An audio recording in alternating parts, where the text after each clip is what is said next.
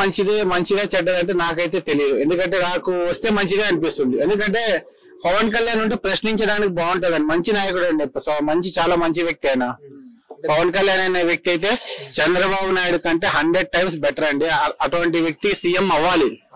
అంటే ఆయన అసెంబ్లీలో అడుగు పెడితే ఎలా ఉంటది?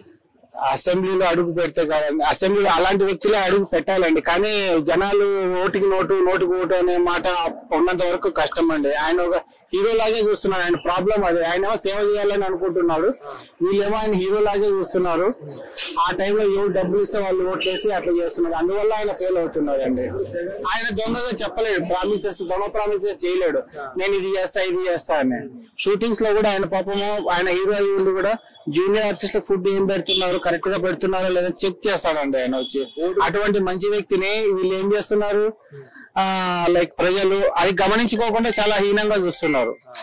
అది చాలా దరిద్రం అండి. ఓటుకి డబ్బులు ఇవ్వకుండా గెలుద్దామని 10 సంవత్సరాలు ఓడిపోయినారు అంటున్నారు. అంతేనండి, అది కారణం అయితే అదేంటండి. కానీ నిజాయితీగా ఉన్నాడు కదండి ఆయన, అది కావాలని అట్లా చేస్తున్నారు. నాకు అది చాలా బాధ అనిపిస్తుంది. అంటే మీరు చూసిన దాన్ని బట్టి విన్నదాన్ని బట్టి ఆంధ్రలో రోడ్ల వ్యవస్థ ఎలా ఉందనుకోవచ్చు?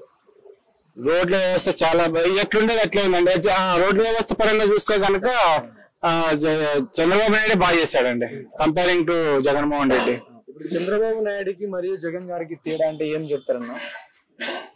సార్ తేడా ఒకటే సార్, ఈయన అవినీతి పరుడు అనేది పేరు మూట కట్టుకున్నాడు. అందరూ బూతులు మాట్లాడతారు, వీళ్ళు బూతులు మాట్లాడరు. వ్యక్తి అంటే ఒక రాజకీయ నాయకుడు ఎలా ఉండాలంటే సమాజంలో బూతులు మాట్లాడుకోకుండా లైక్ హుందాగా ప్రవర్తించాలి. వాడు వాడు అని అనడం. ఆడు అంటే రోజా కూడా చాలా హీనంగా మాట్లాడుతుంది. ఒక లేడీ అయ్యి ఉండి చంద్రబాబు నాయుడు తిడుతుంది, లోకేష్ తిడుతుంది, పవన్ కళ్యాణ్ గారిని తిడుతుంది.